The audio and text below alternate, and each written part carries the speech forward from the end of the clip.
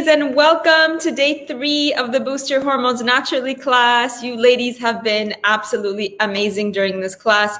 I can't believe the energy. I can't believe how so many of you are showing up and how so many of you are inviting your friends, and all the comments the next day. Absolutely so much fun and so amazing. Come on in.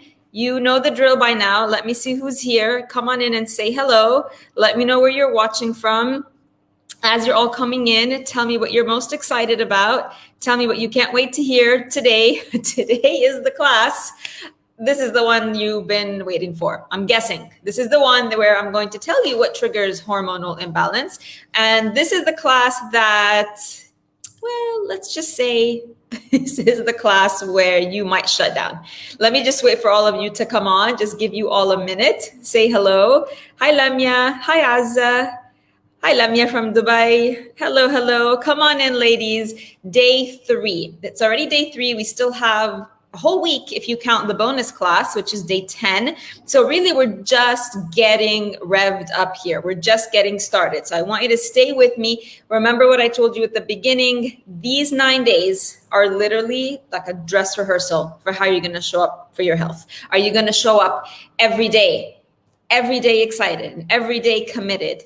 And well, maybe not every day excited, but every day committed, because sometimes our motivation and our excitement can go up and down, but you show up anyway. So you're going to show up anyway, motivated, ready to listen, ready to learn, consistent. Consistency is so key. So today's day 3, and we're moving through the class. I'm taking you through the steps. I'm building each day a little bit on what I said on the day before.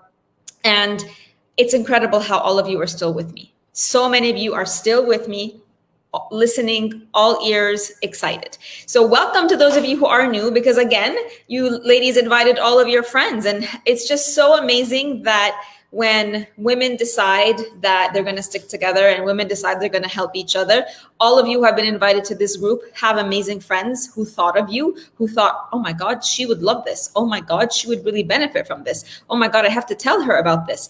And you have been inviting your friends. And not just because you want to go into the draw for the free program. Some of you have invited up to like 70 women. So you really are keeping your word. You really are showing up. And you are bringing in more women to hear this message, because this is my mission. My mission is that no woman is left behind. Every single woman deserves to hear the information that I'm sharing, because let's face it, where else are you hearing this information? You need to hear information. You need to hear the other side of the story so that you can become empowered and take back control of your health. And every single woman deserves to know that she's not stuck. She's not stuck with her symptoms. She's not stuck looking ahead to years and years of misery. She's not stuck.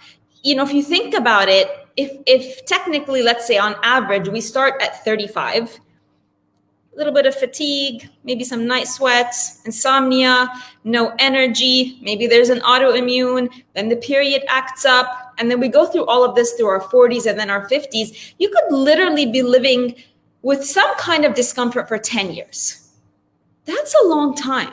And then once you're done with that, we go then supposedly, but it's not a default either. Then we go through the regular aging process, where you lose mobility, you can't move as much, as each month, as each year passes, you don't leave the house as much. And all of a sudden you're, an 80-year-old lady sitting on the couch and you'd never do anything. So we're talking about, if we're to calculate like from our mid-30s until our 80s, God willing, that's like half our life. Living with some kind of discomfort, living with some kind of pain, living with some kind of illness. Is like the expectation is that the second half of our life is going to be some kind of disease, some kind of illness, some kind of ailment. And it doesn't have to be that way, but nobody's telling you that. There is a way for you to completely course correct, come off this track that you're on, come off the track that everybody in your family is on and continues to stay on, and completely change the trajectory. And that's why it's so important for you to bring your friends into this group. And thank you so much to all of you who have. So those of you who are new, My name is Dana Denoe, and I am a holistic health coach. I am the hormone coach. And like I said, it's my mission in life to help women rebalance their hormones naturally so that you can live a life that you create. Whatever that version of living is for you, you get to create it because you have the health that can support you to create it. All right, let me just do a quick check before I go on. Who's here? Hi Taysir, hi Iman, hi Alia. Hello, ladies. Welcome back to the class. Like I've been telling you, as much as I can with the time that we have together, because I can't possibly teach you everything I have to teach in 9 days, the most important thing is for you to start to look at your health differently. Most important thing, if you take nothing else away from this class, is I want you to leave the 9 sessions, including the bonus session, leave with a different mindset around your health. I want you to have the knowledge, and I want you to have some of the tools to start to empower yourself, both emotionally and physically. You need both. You cannot be truly healthy if you're not physically and emotionally healthy, right? So within the 9 days, as much as I can, I'm going to remove the confusion, remove the overwhelm, remove the complexity, so that you can start to understand what's really happening with your body. You can start to put the pieces together for yourself, like, oh, right, so this is what I'm doing that needs to be changed. So this is the wrong information that I've been given. This is how I can correct this. This is how I can get on the right path, so that you can get to that version of you that you've been missing. We want that version back, whether it's looking at yourself and recognizing yourself in the mirror, or getting that high achiever version back, right? You know, the one who could do anything, anytime, anywhere. We want to keep you at your highest level of achievement. And to do that, you need high performance health. It's not going to happen at the level of health that most people are living with. All right. How does that sound, ladies? How does it sound that you get yourself to a point of high performance health? How does that ring for you? Like when I say I want to keep you at your highest level of achievement, whatever that was for you, or maybe you're at it now, we want to make sure you stay there. All of you women are high achievers on every level, whether professionally, whether as mothers, both in your society, you are high achievers. I want you to stay a high achiever, or go back to the high achiever that you were. And to do that, we need high performance health. How does that sound? Does that sit with you? It's like, oh, yes, that's what I want. Tell me if that's what it feels like. Mona says, sounds great. Nawada says, sounds great. Good. So we all want high performance health. We want our bodies to be able to keep up with our brains, because our minds and our bodies and our hearts, we have targets, we have goals, we have desires, we have things we want to be doing with our life. But every single day when we get out of bed, our body has a different plan. Our body has a completely different plan for us. Our body's like, no, I'm not feeling it today. No, I'm sleepy today. No, I'm really tired today. No, not going to the gym today. No, I may help you. I may get you to work. We'll do the work, get you through your office hours, but then you're going to come back and you're going to sit on the couch. That's all you're going to get from me today. Our bodies have a different plan because they're not functioning at high performance. They're not functioning at high performance health. So no matter how much you will yourself to be physically able to do what you need to do, because your brains are working really, really well. If you don't put in the tools to get your body to start performing at a high performance level, it's not going to happen. And here's the thing, women, every single one of you is a high achiever. I know you're going to think, especially when I start talking today about what triggers hormonal imbalance. And I am going to say, no coffee, no bread, no cheese, teaser, heads up, it's coming up. The first thing you're going to think is, I can't do that. I can't do that. I don't want to do that. Oh my God, how can I do that? Oh my God, that's too hard. Oh my God, I don't have the willpower for that. No. Your brain is going to start playing tricks on you. That's just your brain. And you know why it's just your brain? I'm going to tell you 2 reasons. We know it's just your brain because, one, as a high functioning woman, you have achieved every target you have ever set for yourself in your life away from your health. Everything. And away from your health, you never think to yourself, oh, I'm not doing this. I can't do this. Never. Have you ever gone to your office in the morning? Let's say you work in the corporate world and your boss has given you an assignment, or he throws this surprise deadline on you. And have you ever told your boss, no, I'm not doing it. I can't. It's not happening. Has that ever happened? Have you ever told your boss, I'm not doing this?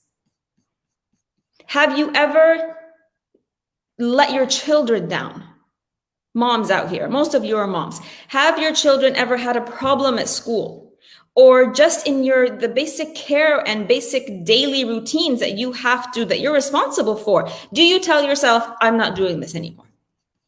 I mean, you might, right? We're humans. We might break down every once in a while, but deep down, you're going to go kill somebody if you have to for your kids. And if you have that deadline, if you have that project, or if you're a business owner and you're growing your business and there's something you need to do to get yourself to that next level, nothing is going to get in your way. That thought doesn't even occur to you. It doesn't even enter your mind. I'm going to do what I'm going to do. No matter what it is I have to do, I'm going to do it. If I have to stay up all night with my son or my daughter who's not feeling well, and then wake up in the morning after sleeping 1 hour and go to work or go to my business and do what I have to do for my business, I'm going to do it. You never, ever, ever say to yourself, I don't have the willpower. I'm too weak. There's no way that I can sustain this. So you have the skill set, ladies. You are high achievers. You just haven't learned, or you haven't opened yourself up to the possibility that same skill set that makes you an amazing mother and an amazing colleague and an amazing employee or an amazing business owner, that same skill set is exactly what's going to give you the health that you want. But for some reason, we don't bring the two together. For some reason, we're weak and helpless and no willpower and totally useless when it comes to health. But on the other side, you're a completely different human being. Superwoman on one side, and no, I can't on the other side. Think about it, ladies. Think about it.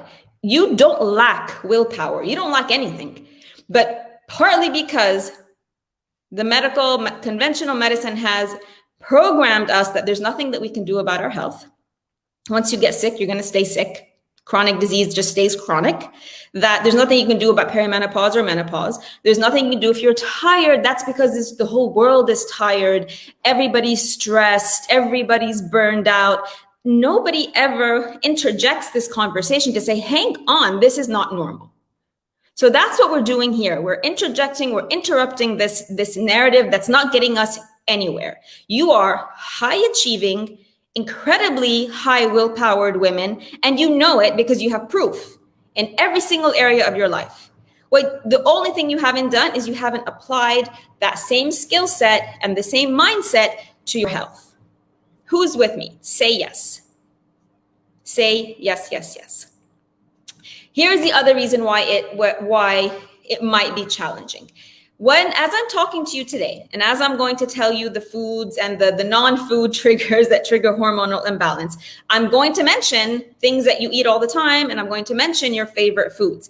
And what's going to happen is your brain is going to start to object right away. So I want you to pay attention to all the objections that come up in today's class. That part of your brain that's going to object is called the critter brain or the mammalian brain. It's the most primitive part of your brain. It's in charge of keeping you safe, and it's in charge of keeping you alive. It doesn't really it's not involved in like comprehension or analysis or deep thinking. It's very straightforward. Is this going to keep her alive, or is this going to kill her? So it's in charge of like keeping your heart rate going, keeping your lungs going, like all these basic functions, and just on basics like automatic. And the other thing that the critter brain does is it makes sure, one, it keeps you safe so that you don't die. Two, it makes sure that you never exert energy, unnecessary energy. Your critter brain doesn't want you to get tired. Ever. It wants you to be nice and satisfied and comfortable. Number three, the critter brain is always working to make sure that anything you do brings you pleasure. And whenever you do something that brings you pleasure, it makes sure that you repeat that thing that brings you pleasure. So it's on a automatic mode. It's also on a repeat mode. So it's always taking you back to your default behavior, whatever your default behavior is. So it hates change. So right now, when I'm talking to you today and I say, right, coffee is one of those things that affects your hormones, your critter brain's going to go crazy. You can't live with coffee. You can't wake up without coffee. How are you going to function without coffee? How are you going to get to work without coffee? How are you going to, nobody can talk to you in the morning until you have your coffee. How's that going to work? Just pay attention. We're not trying to change the critter brain today. I just want you to realize that there is such a thing as a critter brain, and it's the one that's telling you what to do because it's afraid of change. Because for the critter brain, you stopping coffee is the equivalent of you dying. And it's going to do everything in its power to make sure that you don't stop coffee, because coffee gives you energy. Critter brain loves anything that gives you energy. The coffee gives you pleasure. Critter brain loves anything that gives you pleasure. And it keeps you safe, because so far coffee hasn't killed you. So anything that hasn't killed you so far is considered safe by the critter brain. So keep your mind open to this as I'm going through the list today. Oh my God, how am I going to give up my favorite melted cheese sandwich? How am I going to go through the day? What if I'm tired? What if I'm depressed? What if I'm sad? These are the ways that I manage my life. Food is the way that I manage my life. Food is my only pleasure in life. So all of a sudden, the critter brain is going to panic. You want to remove your source of pleasure. You want to remove the thing that makes you feel good. And all the light bulbs and all the red alarms and everything are going to go off in your head today. So all I want you to do is just be very, very aware. If you're taking notes, take note of the things that come up for you. And every single emotion is 100% valid. There isn't a wrong emotion. There isn't something that you shouldn't feel. It's not wrong if you hate everything that I say today at all. On the contrary, I want you to pay attention to it. All right? Pay close attention to everything your brain tells you as I'm talking to you. Deal? Do we have a deal, ladies? That we're just going to be really open with our emotions today, and you're really going to tap in. Let me just see what you guys are saying.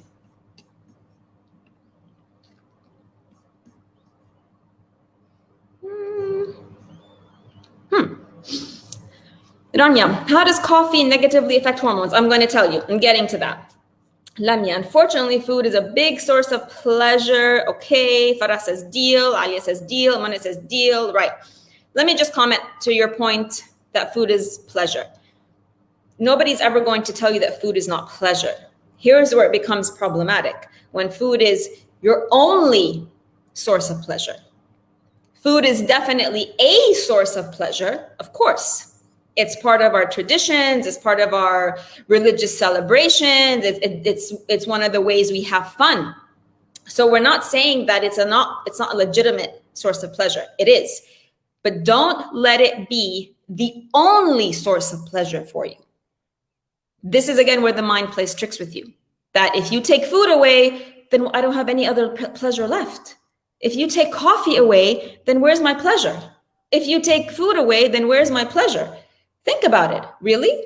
Nothing else in life brings you pleasure? There's no other way for you to enjoy your life except food? I mean, up until this point, you might have convinced yourself of that. But think about it. It's not the only source of pleasure. It is a source of pleasure. We're going to get into that.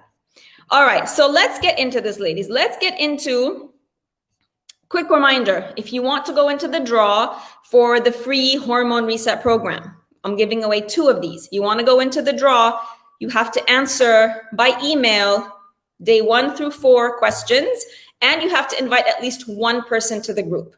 And then on day 5, I'm going to do a draw and announce the winner at the beginning of the class. So you have to, whether you're watching live or replay, answer the first 4 days' questions, invite at least 1 person to the group, you'll go into the draw. Some of you have only done the emails. Some of you have only invited a friend. It's all good. If you don't even want to go into the draw, totally up to you. But I'm just clarifying that if you do want to go into the draw, you need to do both things, please. All right. Quick recap. The general symptoms of hormonal imbalance include general. So I'm not specific like yesterday. These are general. Irritation, fatigue, acne, eczema, psoriasis, digestion issues, insomnia, or any difficulty sleeping, irregular menstrual cycles, headaches, pain or tenderness or soreness in your breasts, hot flashes, night sweats, vaginal dryness, hair loss, excessive growth of facial hair, constipation, diarrhea, excessive weight gain, or for some people, excessive weight loss. All right, so let's look into the root causes. Let me just see.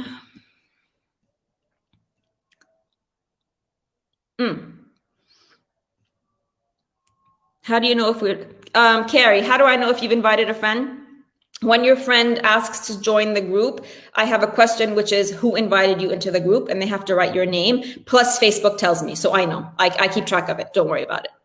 All right, 2 categories, ladies, of things that create hormonal imbalance. If you are somebody who loves to take notes, this is where you want to take notes. Two categories of hormonal imbalance. The first category, these are my categories. First category is non-food triggers. So things that are not food, you don't put them in your mouth, but they still trigger hormonal imbalance. And then the second category is food/nutrition/lifestyle triggers. So first category, non-food triggers. Second category, food and nutrition and lifestyle triggers. I'm going to list the non-food triggers first, and then I'm going to go through and talk about each one very briefly. The non-food triggers are obesity, stress, contraceptives, perimenopause and menopause and getting older, pregnancy, candida overgrowth, and Epstein-Barr virus. Obesity, stress, use of contraceptives, perimenopause, menopause, just getting older, pregnancy, candida overgrowth, and Epstein-Barr virus. So some of these are obviously related to food, right? Like candida overgrowth and obesity. But I put them in the non-food category because I'm just assuming that they are pre-existing conditions and we work from there. The other triggers like pregnancy, perimenopause, and menopause are very natural triggers, right? They have to happen. Like I said, they aren't a problem, but they do trigger a shift. So you have to put them on that list. So let's look at them one by one. Remember, I'm just giving you basics here. I'm going to go through each one very briefly. Number one is obesity. So obesity is the root cause of hormonal imbalance. And the biggest problem with it for women is that it can lead to breast cancer. Because when you're obese or even really overweight without getting to be categorized as obese, the more fat you have in your body, the more,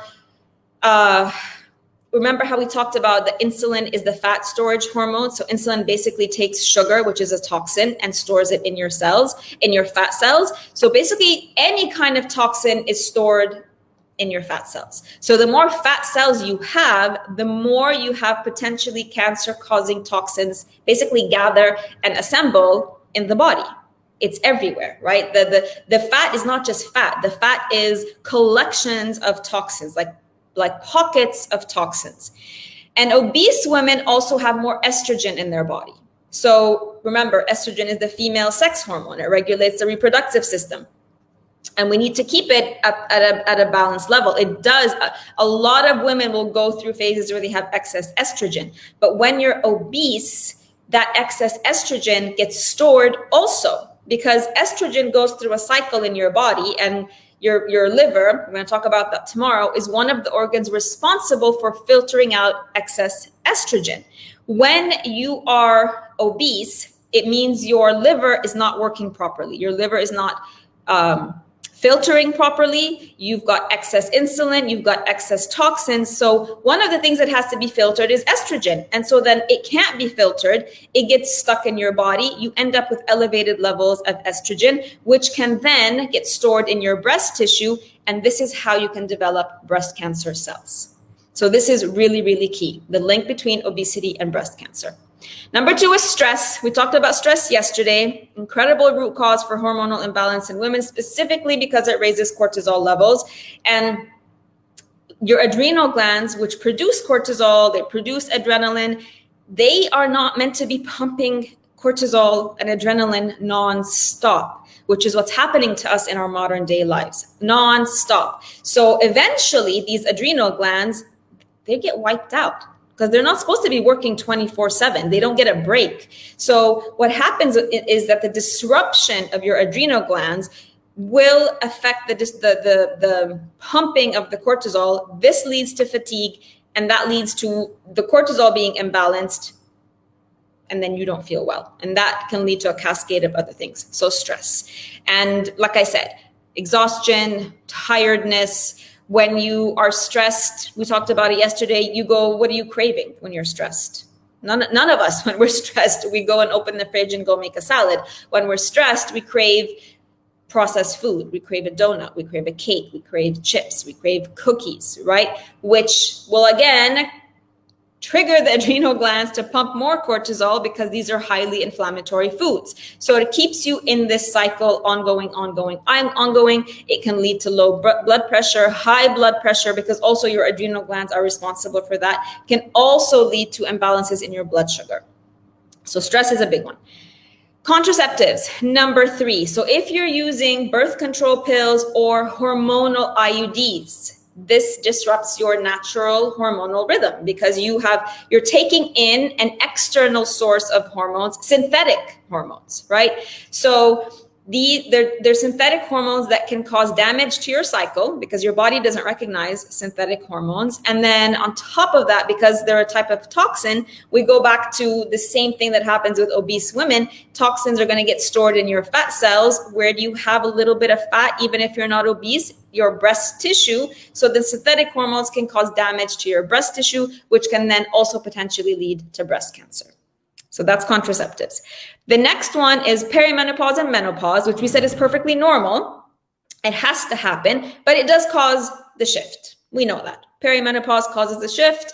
Menopause causes the shift. It's perfectly fine. What we want to be able to do is to manage perimenopause and menopause so that the symptoms are minimal, that we can just glide through this time so that we don't go through those list of symptoms that we went through yesterday. It's very normal though, very normal that we have to go through perimenopause and menopause. Then you have pregnancy. So pregnancy is another root cause of hormonal imbalance because when you're pregnant, your body produces more progesterone than when you're not pregnant. So there is an imbalance, but it's a necessary imbalance. You can't be pregnant without this shift. So it's really important for this shift to happen. And what's really important is that you understand that once you give birth, then this hormone starts to produce at a much lower level. And this is why you might feel the different shifts in your hormones after pregnancy. 100% natural. You just need to understand that there is a shift. That's all. Then candida overgrowth. So this is considered a significant root cause of hormonal imbalance because candida is a yeast and it's already naturally present in your digestive tract. It's there. It's in your digestive tract. It's also in your mouth.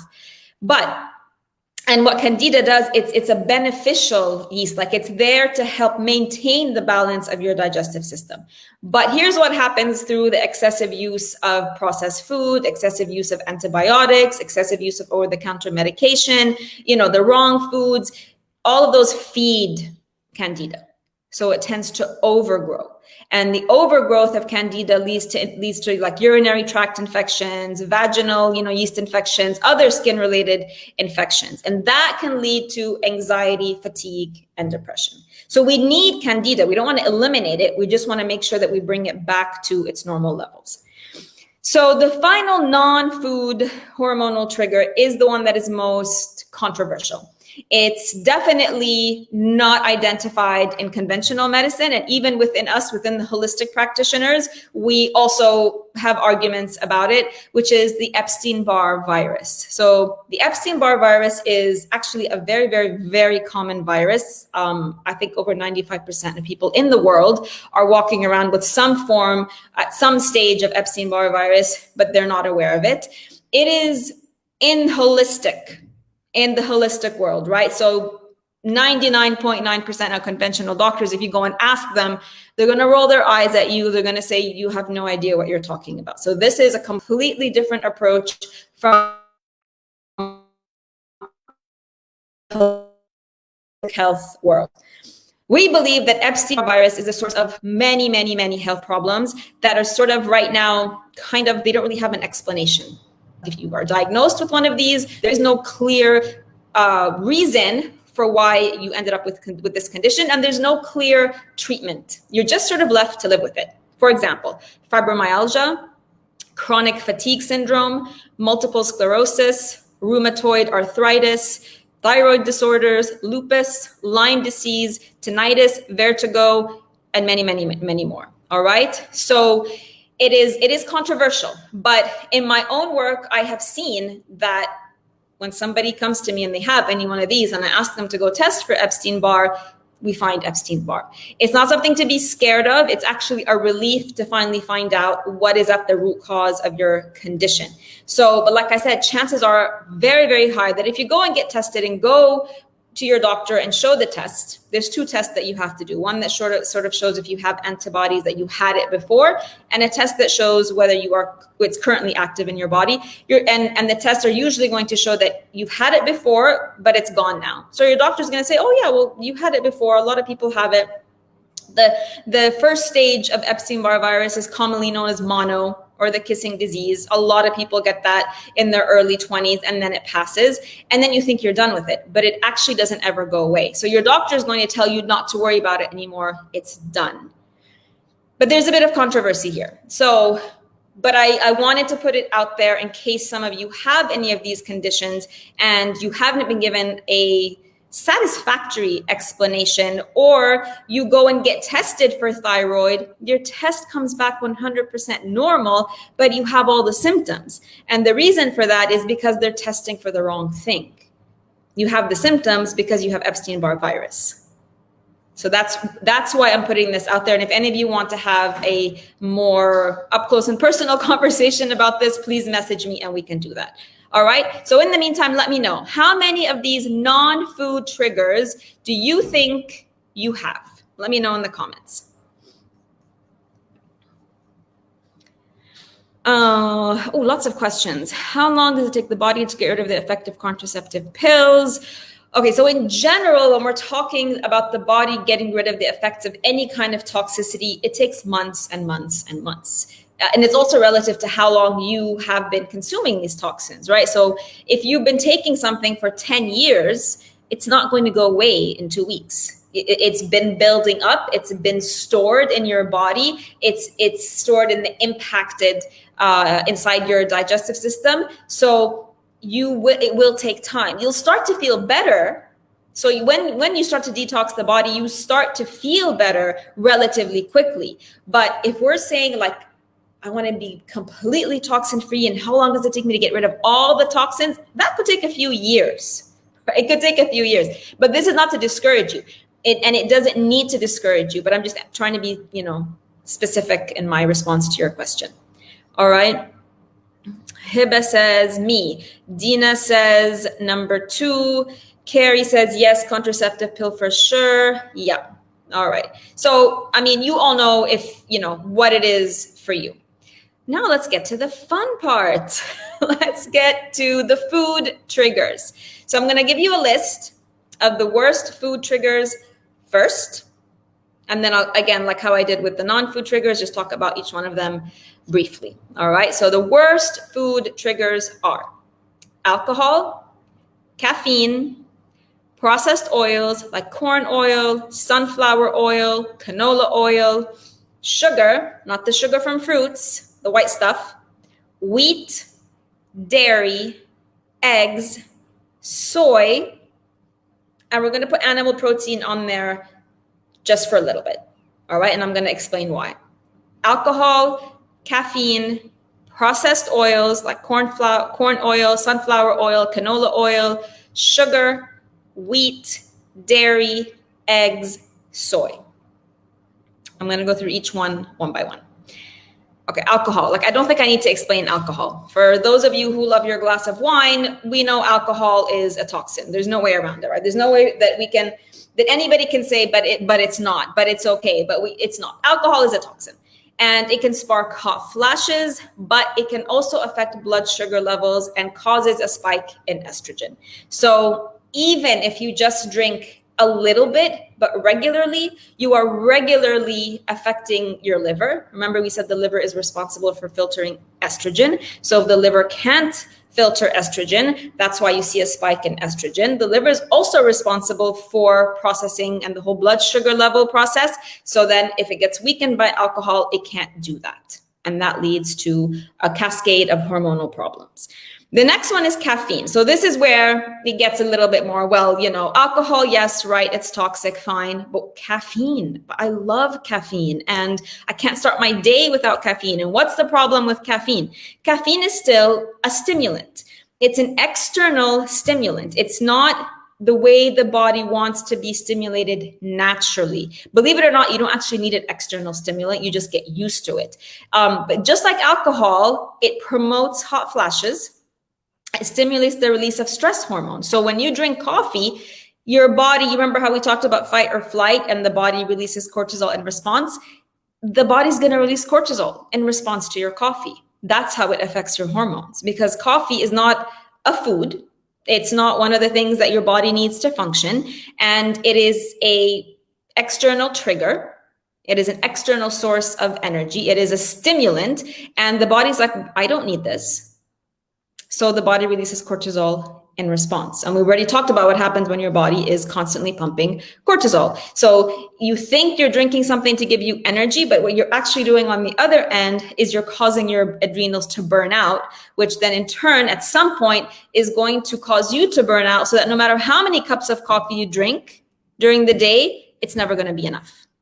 You're going to need more and more and more and more to keep your energy up, because you keep triggering your adrenals to pump cortisol. And every time you trigger that, they get tired and they take you one more step closer to fatigue and exhaustion. All right. Next one is processed oils. So corn oil, canola oil, sunflower oil. So I know that we see these, you know, recommended everywhere. You see them in commercials, you see them in magazines, like these are vegetable oils and they're super safe for you, and stay away from like ghee and butter and things like that, and always choose vegetable oils instead. But here's the thing, corn and canola and sunflower, these are not vegetables. These are grains. So these are not vegetable oils. Like olive oil is a vegetable oil. This is a grain. This is an oil extracted from a grain. And the way that they extract the oil is using very, very, very high heat and chemicals, specifically a chemical called hexane. And this chemical ends up in the oil that you consume. And when you consume this oil, which is highly oxidized, it oxidizes in your blood also, which means your blood turns rancid, which leads to inflammation in your body, which damages your cells. Also, by the way, accelerates aging and leads to hormonal imbalances and things like heart disease. So one of the benefits that the reason they promote these oils is that it prevents heart disease and it prevents high cholesterol. That couldn't be further from the truth. All they do is the opposite. So processed oil. Sugar. Okay, I think this one is an easy one, ladies. Sugar, right? Sugar. The white powdery stuff, that's not food. It's highly toxic, but not just the white stuff. I want you to pay attention to hidden sources of sugar, like corn syrup or high fructose corn syrup or brown sugar. Brown sugar is nothing more than white sugar that has had molasses added to it. So there's no difference between white sugar and brown sugar. Yesterday, we talked about how eating this processed sugar raises your chances of developing insulin resistance, because this is the sugar that is found in cakes and cookies and cupcakes and all of the desserts, but it's also the same sugar that when you eat wheat, any kind of wheat products, which is our next category, anything that is made from white flour turns into this sugar in the body also. That's what we mean by processed carbohydrates. So the more you eat these, the more insulin. Go back and watch yesterday's video. Insulin can't do its job. And this is how you get insulin resistance. And just think about how many times per day you're either eating something that comes from wheat or something that's got sugar in it. So if you're eating a piece of bread, whether that's white bread, brown toast, beledi bread, rye bread, whole grain, multigrain, doesn't matter what it is, all of those are the equivalent of 2 tablespoons of white sugar in the body. So just think about the number of times you have bread during the day, the number of times you add sugar to a drink, the number of times you have pasta during the week, the number of times you have crackers, anything that's made with flour, cookies, crackers, cakes, all of that. That is sugar. That's what's going to raise insulin levels. That's what's going to lead to insulin resistance and diabetes. The other issue with wheat is that it also has got gluten. So gluten is a protein that our body doesn't know how to break down. So if you take gluten and you take the proteins in animal protein, so you take a piece of meat or a piece of chicken, your body recognizes the protein in that. So if you eat a piece of chicken, imagine the protein in a piece of chicken is sort of like pearls on a necklace. And when it goes in your body, your intestines and your stomach and your digestive system easily sort of release these pearls from the chain, from the string, and release them and digest them. Gluten, on the other hand, is not a nice, neat string of pearls. It's clusters. Imagine you have a necklace that's made up of clusters of pearls, 3 or 4 pearls stuck together in a row. When they go inside your digestive system, your body doesn't know how to break that down. It doesn't know how to sort of release each pearl from the other pearl and release it all so there's a nice, easy digestion. What ends up happening is these clusters end up scratching the inside of your intestines, and it leads to something called leaky gut. Leaky gut means that you literally will have particles of food, undigested food, or digested food move from your intestines and into your bloodstream. So our bodies can't recognize gluten, and you don't have to be diagnosed with celiac disease or go and do a test for this. Gluten does this in everybody. Eventually, gluten is going to, if it's not showing up as an issue now, but every single one of you with every single symptom that you have mentioned to me, and you eat wheat and gluten and dairy and sugar and all these things, when you remove these foods, all of your symptoms are going to subside.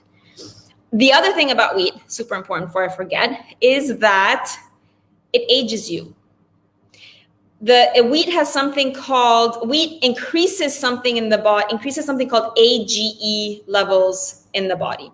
AGEs are advanced glycation end products. And these are, you just find them in your body. You don't need to know like specifics. Basically, they're responsible for speeding up or slowing down the aging process in your body. And not just what you see externally, like your face starting to get older, your skin starting to look older. It includes the aging and damage to your organs, to your joints, and to your hormones. So one of the things that causes an increase in AGE levels, so one thing that causes AGE levels to speed up is an elevated blood sugar level, which happens when you eat wheat, gluten, flour, sugar. When you continuously are eating these products and you have a continuously elevated blood sugar level, you are continuously keeping your AGE levels high, which means general damage externally and internally. Then we move on to dairy. So another controversial one, because everybody's been drinking and eating cheese and drinking milk. We need calcium. How can we remove dairy? Here's the thing with dairy. First of all, it's got lactose, which is another form of sugar. So it raises blood sugar levels in the same way that wheat and ordinary sugar can. And it also increases the rate of AGEs, just like wheat and sugar do. The other problem with dairy is hormones. Think about it. Where does dairy come from? It comes from a massive cow. Massive cow. And the majority of cows where we're getting our milk supply, and we're getting our meat supply, and we're getting our cheese and yogurt and all of these cows are produced in massive factories where these cows are kept in very, very tight spaces where they are given hormones so that they can keep producing milk nonstop. Remember that this poor cow is just a female version of a cow just like you. Her milk only comes in when she's had a baby.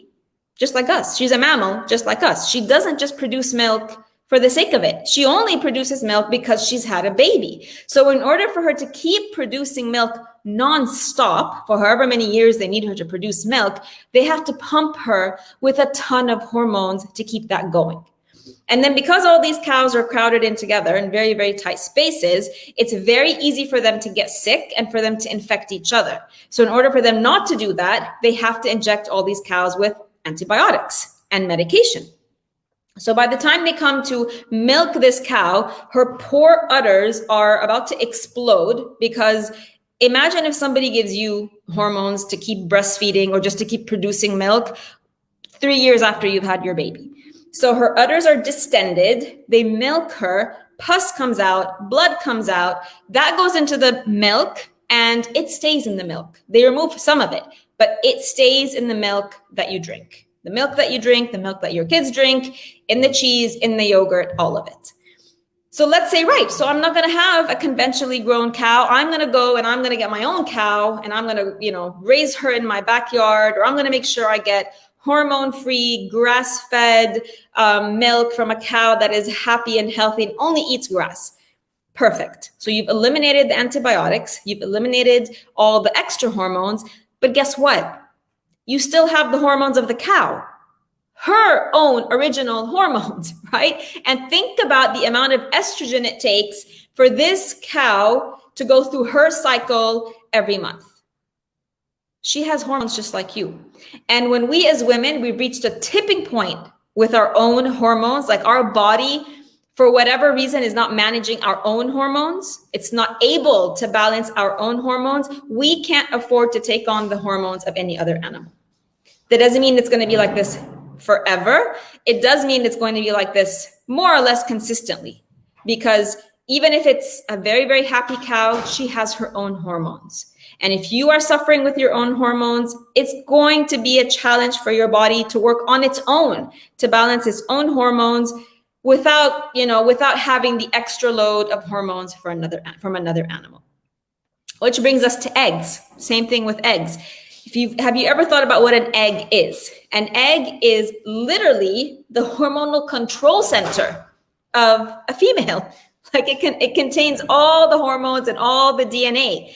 It is a concentration of hormones. So it's another reason you have to keep it out, because our bodies have reached a tipping point with our hormones. We can't afford to have any other hormones. Eggs have also been found recently to feed viruses and pathogens. So in this age of viruses and pathogens, it's wise to keep foods that feed these viruses and pathogens out of your body. All right, ladies, let me know, how many of these do you have on a daily basis of these food triggers? Marwa, hormones are also in chicken and meat. Yes, hormones are in any animal. Any animal has hormones. Any mammal has hormones. Chickens, red meat, cows, any animal, pigeons, rabbits, they all have their own set of hormones. Shireen, not always. Lactose could be safe to some people. No, lactose cannot be safe. You remove the lactose. So if you have a lactose intolerance, then you'll be okay. You're not preventing the hormonal damage that could happen. And hormonal damage comes from inflammation that could be more silent. So just removing the lactose is not enough. Nawara, all and love most of them. Cheese, eggs, protein, coffee, milk, brown bread. No milk at all, barely eat eggs. Soha says all. Anybody else? Cheese sandwiches. I mean, melted cheese sandwiches are like people's favorite. Noha, most of them, what will I eat? Tomorrow I'm going to tell you what you're going to eat. Today I'm going to tell you what doesn't work for the body. Tomorrow I'm going to tell you what does work for the body. All right? Okay, so basically, most of you, baladi bread, eggs, honey, poultry, have been trying to eliminate other stuff for a while now, very occasionally. All right, ladies. So let's get to the last category of triggers, which is beauty products. So if you've been listening to me up until now, this is when you're like, okay, enough. What do you mean by beauty products? So conventional beauty products, anything that is in a typical drugstore or department store is what we call an endocrine disruptor. Remember what the endocrine system is? All the organs in your endocrine system, the pancreas, the thyroid, the parathyroid, the ovaries. So all of these products in the drugstores and the department stores, we call them endocrine disruptors. They disrupt this whole system, literally disrupts how these organs function. And your skin is your largest organ. Maybe you've never considered that. Think about it. It is your largest organ, covers the biggest area in your body. It also reflects the condition inside our body. Whatever's happening on the outside of your body, acne, wrinkles, dry skin, flaking, rashes, eczema, psoriasis, all of those are signs that internally something is not balanced. So the only way to fix an external problem is to fix the root cause. That's it. You cannot fix permanently, let's put it that way, sustainably on the outside without fixing on the inside. And I know this personally because one of the things I used to have was horrible cystic acne. Horrible. I don't know if you can see the scars. We can see them right here. I still have them. And I had this cystic acne since I was 15. From 15 until 40, till I became a health coach. And between 15 and 40, my father's a doctor. So like when I first got my first pimple at 15, where did I go? I went to his dermatologist friend. And what did his dermatologist friend give me? Retin-A. If any of you have used Retin-A cream, it is a harsh topical cream. And I used Retin-A for years, many years on and off. Like it would get better, but I stopped using it because it's such a pain to use. If you've ever used it, it literally burns your skin off, your skin flakes off, and then you get like new skin. But then after a while, it all comes back again. So on and off, on and off. And then in my 20s and in my 30s, I would go and try all these different treatments. I would go and buy like the cheap stuff in the drugstore. And then I'd go buy the really expensive stuff and see, well, let's see how that works. I would go to dermatologists and they would do like green peels. And I did Fraxel, which is so painful. And not a single doctor ever told me that my acne was as a result of what I'm eating. The only nutrition advice I got around acne was stop eating chocolate and stop eating French fries. That was it. When I became a health coach, it was a complete accident. Like I didn't know that my acne was going to go away. It was literally by chance. Because I became a health coach, I understood about wheat and dairy, sugar, processed food, all of that, stopped eating all of those foods. And then within 6 months, my face stopped acting up.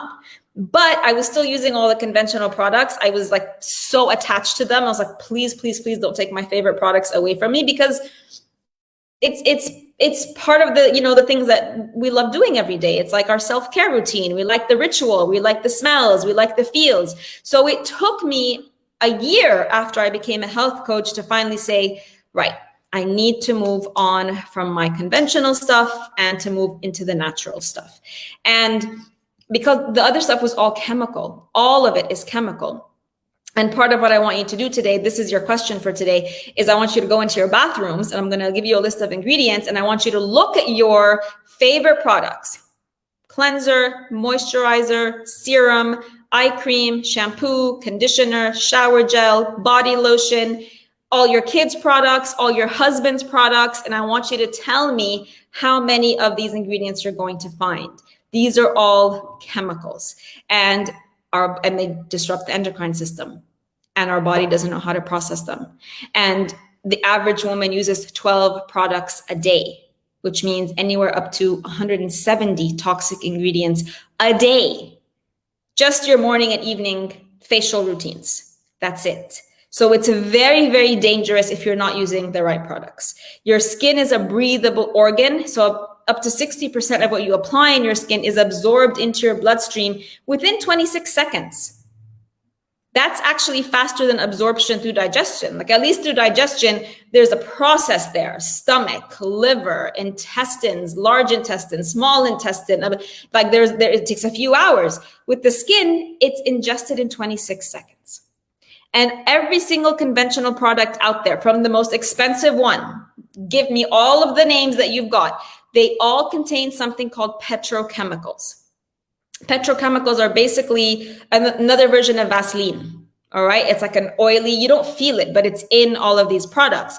And what these petrochemicals do is when you apply the products on your face, it's like you're applying cling film on your skin.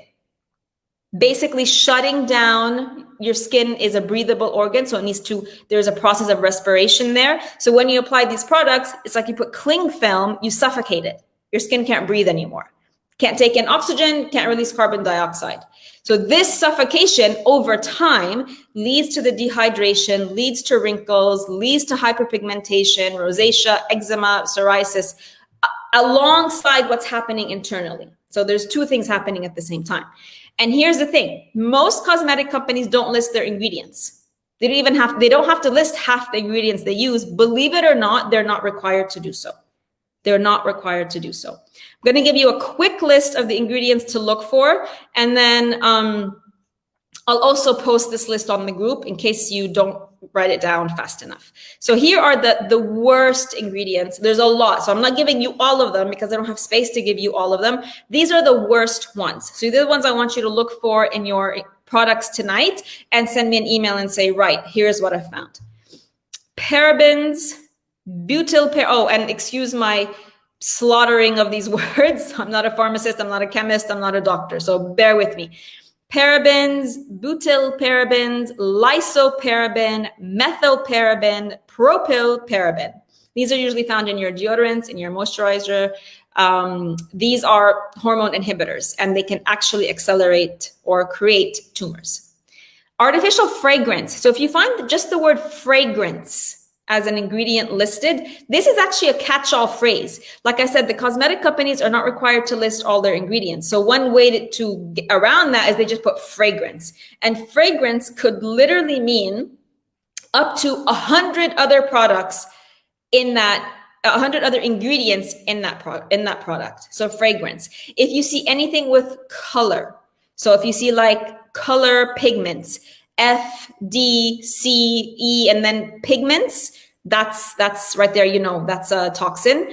Toluene is something found in your nail polish. It's found in hair dyes. It's found in some perfumes. Sodium lauryl sulfate and sodium laureth sulfate. These are foaming agents. Formaldehyde. I mean, why they would put formaldehyde? Formaldehyde, if you remember from biology class, they use it to preserve the poor little pig or eyeball you're about to dissect. Formaldehyde, you can find it in those products too. Another one is PEG, all cap, PEG. This is an antifreeze for your car, but they put it in your skincare products. And then, like I said, the petrochemicals. So if there's baby oil, petroleum jelly, any kind of paraffin, mineral oil, all of those. Phthalates, which is actually spelled PHTHALATS, phthalates. Triclosan, this is something found in all antibacterial products. So this is something everybody's been using a lot of with all the disinfecting that we've been doing. It is a suspected carcinogenic, and it's actually used as a pesticide. Benzoates, benzene, propylene glycol, and alkylyl parahydroxy. I'm gonna copy paste these into the group so you can see them. So these are the things that are added to all the high-end products, like the most expensive high-end products you can find, as well as the cheaper varieties in drugstores. They are everywhere. And don't be fooled by brands that claim to be all natural, because what they do is they might, for example, remove the sodium lauryl sulfate. So say it's sulfate free. Sodium, no parabens, right? They remove the parabens, they remove the sulfates, and they say, you know, all natural. But if you look at the list of ingredients, you see like the natural ingredient, like they've added lavender oil or peppermint essential oil. It's at the end of the list. And always when you're looking at the list of ingredients, they always have to list the ingredients in order of like the ingredient that they've got the most of is the first ingredient, and they work their way down. So you're going to find the natural ingredients are all the way at the bottom of the list. All right, ladies. So let me know, how many of you use conventional products? So Neutrogena, L'Oreal, Chanel, what are all the ones that I see? Everything, anything from a drugstore, anything from a department store. Let me know. SkinCeuticals, that's one a lot of people use. Vichy, that's another one. How many of you use all of these conventional products?